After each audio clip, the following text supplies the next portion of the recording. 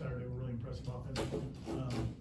But that start, having to call timeouts on offense, and was there, what do you think what was going on there? Was it individual issues or lack of focus, or what was the issue? Yeah, we always say we want to use the timeouts for disasters in the first half. And there's no need to run a bad play. On one of the plays, we probably would have been fine, but let's just do it right, you know. So we had a guy that he didn't see the signal, and then we had a play that was designed for a certain player, and when we called the play, that player went on the field, so when he came on the field, he had to re-get the signal, and that would cause the time also too. So you had two incidents where instead of just doing something disastrous, that's what the timeouts are for. Let's go to Brendan right up front. What does it say about Lawrence that he had some mistakes early on, was able to kind of push past that and end up making plays for you guys? Yeah, you know, as always you go through the season, he made mistakes that he hadn't made before. You know, and that's the biggest way to learn is failure. And you know, one, I think he knew he was going to score before he caught the ball, so he kind of went a little bit early because you know the look was what we wanted it to be. And on the other one, we lost leverage on a block, and as he was going down to the ground, you work that fumble routine where you're on your way down and you try to catch yourself, and the ball gets away from your body, and the D-tag kind of poked it out on him. You know, so those two instances was good learning lessons, and it was hard lessons to learn too. You know, you know, when you look at a player that comes to the sideline after those deals, it's almost like they flash back right to the practice, the drills and things like that, and get a little bit more honed in, tighten up on his skills. So, you know, if I know LT right, he'll learn those lessons and you know, go forward from them. Chris? How did Darius do filling in for Jazz, and also how did Dion Lyman do late in the game? Yeah, I mean, Darius has been that utility knife. You know, he jumped in there at all, started at center, rotated in the guard, and jumped in at right tackle when Jazz went down. So, you know, I got a lot of faith in Darius. You know, I know he can go out there and operate. There's some things, you know, I still stress to him about it. We had a tough meeting about the things that we got to get corrected to keep showing up. But overall, man, I trust Darius to go in at all 5 positions. Hassan? Yeah, Coach, what's your immediate reaction when Jordan gets up and tries to make a tackle on that fumble? And what did you say to him after? Because, you know, obviously you don't want your quarterback. You'd like to see it, you know, not giving up, but you don't want to see it from your quarterback, right? Jordan, the ball player, man. Way to walk him down. So it's like it's a little, you know, Jordan fast. And he went and walked him. So, man, Jordan, and then he got up smiling. You know, I think sometimes, you know, Jordan's toughness gets overlooked a little bit. Jordan's a tough dude now. He threw himself in there on the block, tried to lead on one time, too. We showed that in the offensive deal, told him I'm going to put him in belly, you know. So, but Jordan, tough guy, man. He's run a lot of inside runs for us. He's had a lot of big moments, took some big shots. I mean, we don't question his toughness at all. Yeah, you want him to protect himself, you know, but you know, you also got to let him be him. You know, I'd rather not have anything happen to him by tackling somebody. No, that's not the plan. But you know, Jordan tough and he fast, so you know, he's still a ball player at the end of the day. Ira? You guys still have some issues here or there, I guess, but how close do you feel like this offense is to where you guys want to see it? Because it is putting up a lot of numbers. Yeah, I mean, we don't look at it as the results go, just more of the process of eliminating mistakes. And do we have repetitive mistakes? And if we're having those repetitive mistakes, what is the cause of it, the why, do we need to change and things like that? Because at the end, you still want to trust your personnel and the things they can do. And I think as we grow, we should be getting better as we get more continuity, and guys, starting to get more healthy than when we've been, and guys are growing up. Those guys have been in the program, but this offense can be special if we continue to clean up the mistakes and focus in on not the result, but, you know, the yards are that's nice, but more of playing our best. And did I execute my best in that play, in that moment? Did I understand the situation? Were my eyes right? All of that. As long as we focus on the details of those things, this thing can be special. Corey? I asked Coach Norvell this about Jordan's personality. He said he didn't think it's changed much, but he said he practiced angry last week. Yeah. He seems to like really have taken ownership of wanting to be a great quarterback. And have you seen any changes in him personally from 2 years ago till now? I assume a little bit because he's a starting quarterback at Florida State and what comes with that. But what has changed in his personality, if anything, the way he's on the field, the way he's off the field, the way he communicates? Ownership. You know, it's one of the easy things as a player is to point out, you know, it's to point the finger out or point it at me. And I think, you know, there's some things that he cannot control, but he looks at his things he can control. So he takes ownership. He's a competitor. He's always been that way. I think, you know, what Coach is referring to is that, you know, we were on an 0-3 run. you know, and he don't feel like he had played his best ball. And, you know, the result had tied into that, but he wanted to go play his best ball, which, you know, he had a really good game. So I think as he's getting older and more comfortable in the offense, he's just a competitor and he's taking ownership in everything that happens, you know, and at that position, you know, it's a lot of weight on you. So he wanted to go out and kind of, you know, get himself better and practice harder and had that refocus. But, you know, Jordan practices hard. I just think his focus was, I need to be better than I've been. Aslan? Coach, you know, looking at Kevin Seal's history, he's a guy that's run a 3-4, a 4-3, and I think there was a game running a 3-1-7 one time. And I know there were multiple, but is that a defense that declares early pre-snap, or is that gonna be one of the more free-moving defenses you guys are gonna have maybe trouble identifying? Yeah, that's always the defense of, like, you know, defenses evolve. And Coach Steele's been in the game for a long time, has done an excellent job, known as an elite D coordinator. So he evolves with not only his personnel, but also things that give offenses trouble. You know, if he sees something giving you trouble, he knows how to, you know, present that to you again and make sure you've corrected it. Now, he has some fail-safe things he goes to, you know, when you're giving up big runs and things like that, but overall, he adjusts to the scheme, he keeps up with the times, and those guys play fast without question. So, you know, that's why he's had a lot of success on defense. But now he does a good job. But now, as far as declaring early, I mean, yeah, like most D coordinators, they know how to, they know what they want you to see, and they know how you declare it. And it's whether they want you to declare it early or they don't. You know, he does a good job of dictating that. So now it would be a game where we'll have to be focused and understand there'll be some changes post-snap and post-ID. Brendan? Two questions about Jordan. The first was, it seemed like there was a lot of pre-play checks that he's making. Mhm. I'm not sure if that's based on what Georgia Tech was doing, but it seemed like he was doing a lot with that. How did he do in that regard? Mhm. And then the second question is about, this was, I think the first game he didn't have like the actual like rushing attempt. Was that part of the game plan, or is that just kind of taking what the defense was giving him? Yeah, you know, Jordan understands the complete game plan. And he's also been in the offense for 3 years, so he understands what we like versus certain looks when he gets the look. So within the package, he's given some leeway to be able to change and alter some things that he sees, that he knows, and he's sure on. So no matter whether we have it in a plan or not, he has the ability to get to what he feels comfortable with, you know, and he'll ask questions. I mean, he's just like a coach on the field. So I think, you know, as he's feeling comfortable, you start to see a little bit more because of his comfort level in doing it. But now we had some looks that we thought they presented that we wanted to make sure we were in good plays. And just like the timeouts in the first half, we don't want to be in disastrous plays. We want to talk about we want to play fast, but we don't want to play rushed. Where we want to make sure we're putting them in the best position. So if we see something we don't like, Jordan has the ability to change it. Hassan?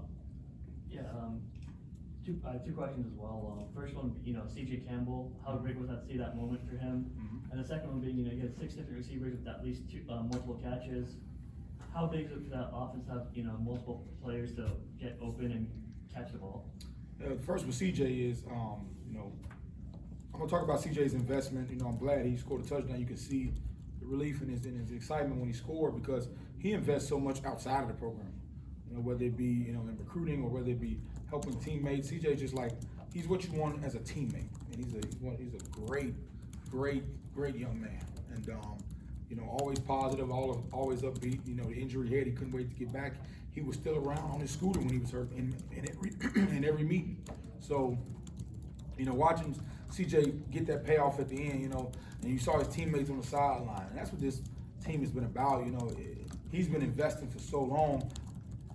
It's just good to see him get paid, you know. And also, when you talk about multi receivers, it's just, you know, we have an unselfish offense, you know, an unselfish group, you know, where those guys, you know, whoever's on, they celebrate that person. So it makes it hard to plan for because you never know who the feature is per se, but it also let those guys play together and be a group because they know their time is coming. And when their time has come, it's their time. And when it's not, they're gonna support the guy that's making the play. So just that unselfishness, just that we've grown through this offense, has kind of paid off for us as we're moving forward and continues to need to get better because we got some tough one this week. So the first time you guys played Miami in 2020, Mike Norvell's not there. You guys gave up 6 sacks, there were TFLs. How much has the offensive line just grown since then, and just the overall offense, you think? Yeah, I mean, like I always talk about things in lessons where you can't avoid it. You know, we can't simulate going down there and getting whooped like that. You know, so now when it happens, you know that feeling. You know where it at, and you know it's always possible. So to avoid that feeling, what kind of preparation is it gonna take? You know, and those are the best lessons you can teach. You know, it's just like touching that stove when it's hot, and burnt fingers remind you every day of what can happen if you don't listen. So I think as a team, I've already heard some murmurs about that happening from guys that were here on this team, and knowing what steps they have to take to make sure that doesn't happen, and what causes us to be unsuccessful. Brendan? On the touchdown pass to Lawrence down the sideline, what did you guys see or just see anything previously to get him ISO'd on a defensive end like that? And just secondly, how well executed was that play? Yeah, you never know when you're calling the plays. There's certain things, we've seen a couple things on film where we could get that, but there's also some answers if you didn't get it. I think Jordan did a good job of recognizing what it was, and he took it, and he made a big time pass, because the guy, you know, it was a matchup, but the guy covered him pretty well. You know, I mean, it was a good ball on the sideline. It was kind of us and nobody kind of dealing. And then Lawrence still had to make a guy miss to go score. So I think it was just a big play of, you know, not only the protection, but the back seeing the matchup and being able to stay on that line to give the quarterback some room to throw the ball. And also Jordan put the ball where it needed to be, and then Lawrence, you know, cutting that inside shoulder to go score. So, and then he had good ball security on that one too. I saw that thing high and tight. So I said, yeah, he's thinking about it. So that's good. You know, it's good to see him, you know, make that play. We saw the 4th and 14 shirt come out last year. Just that win for Jordan, what do you feel like that did for his confidence, and what did that do for him coming into this season? That was a tough game, man. They were playing some man coverage and things like that, so we had to take it. You know, Ja'Kai Douglas, you know, made a play that kind of got us in position, and then, you know, we make the play on 4th and 14, and we're on a 1 yard line, and you know, we got to 3rd down, and then you know, you get into that deal like, what you gonna do if it gets to 4th down and things like that. So, you know, we ran the quarterback sneak and got in. I just thought, you know, that game, of course, is a big game in our program, but there's more what we were coming from to get to that point, because of what we have been through to be able to win close games, because we lost so many before and we had started 0-4. So watching that progression, like you talk about them hard lessons learned, like you know what that feels like. You know when it doesn't, you know when it go the way you want it to go. So when you get in those moments, where's your mind going to go? So, you know, I think, you know, of course now I think, you know, our players are probably far removed from that, and that year was his own year, his own game. So we want to make sure we're prepared for this game. You know, it's not the same game as last year, and not the same team we're playing from last year, and we're not the same team we were last year. But I do think, you know, Jordan's confidence is built through the lessons he's learned since he's been in this program. Hassan? Not a football question. First off, you're correct about the candy corn. And second, Robert Scott, you know, you tweeted a picture of the shoe that he helped design. Can you just talk about his creative side and just overall how important that is, you know, for an athlete to have the opportunity for you to show it off to them? Yeah, that's why I love, you know, college football, because a lot of times, you know, the outside world can't separate professional ball from college ball. And Rob is you know, he's a young man that, you know, still goes to class, and he loves drawing, and you know, he's not, you know he's a young man in college. So he had missed a couple of games, and he was down. You know, he was kind of down about not playing, because he's a competitor, and you know, it was something he couldn't overcome. So, you know, he had a little bit of time to be able to do that, and I wanted to kind of showcase, like, you know, hey, he's a talented guy. So being able to do that and market him in a different way outside of football is a great joy. And I mean, if you ever get a chance to go look at his room, he got his whole wall is painted. He has sketchbooks. He does a phenomenal job, you know. So just the overall, anytime you get a chance to display a player outside of a uniform, man, we want to take full advantage of that. We'll do 2 more. Aslan? As an offensive lineman, you're out there every snap pretty much, you know, to keep your focus for 78, 79 reps is difficult, I would imagine, but with all respect to the opponents that you played, when you do have a game of this magnitude, as a coach, is it easier to know that you guys will be dialed in every single rep because just how important this game is and how physical it will be? Yeah, man, it's gonna be a physical game. You know, D-line we're about to face with those 2 interior guys that got those ends and how they play things. It's gonna be a physical game. But the offensive line position, you know, it's bring you pale when you go into a game and you know, looking to the sideline and tapping your helmet. You know, you got to strap up and go get it. But that's the mentality. They know most of them guys been playing the position their whole life, so they understand when I'm out there, I'm out there. You know, and then whether it's play the first play of the drive or the 17th play of the drive in the red zone on the 1 yard line, you still got to bring that same energy you had on play 1, and as you have to refocus each time. That's why you watch our guys touch each other before each play, because it's that reset, 1 play mentality. Forget what happened before. Let's drive on. Let's move to the next play, because they got to be able to correct things on the field. If not, if we're talking about it, we just punt the ball. So we don't want to talk about it. We want them to have to, you know, fix things out there, and then we come back, we have a conversation of what we need to do with things that I'm seeing. But no, that mentality's got to be established. You're gonna be out there, and also if you watch the sideline, our guys that have to go in and somebody goes out, they're locked in because they have to learn the lessons of those guys on the field while they're not on the field. It can't be now like whatever we go to the sideline and talk about the tackle saying, hey, the end's doing this. That guy has to be locked into that information because he can't go out there and make a mistake that we've already corrected. So, it's good to see the group buying into it. And, you know, I hadn't had many plays where I had to, you know, correct effort. So that's a positive. But, you know, I like where their minds are as far as preparing to play many plays in a physical game. Ira, last one. When you guys bring in new players every year, you probably know what you're gonna get from them physically, for the most part. With a guy like Tatum Bethune, what has he brought besides just being a linebacker? What kind of things has he brought to this team? Just passion. You know, he loves practice. And that's the first thing I noticed about Tatum when we got out there is he loves practice. And he practiced at a speed that makes us get better, makes us push, because if you don't get over there, he's gonna be out there in the backfield before you even touch him. You saw it on there, I saw him in the game, a couple of pressures and a couple of things where he gets back there quickly.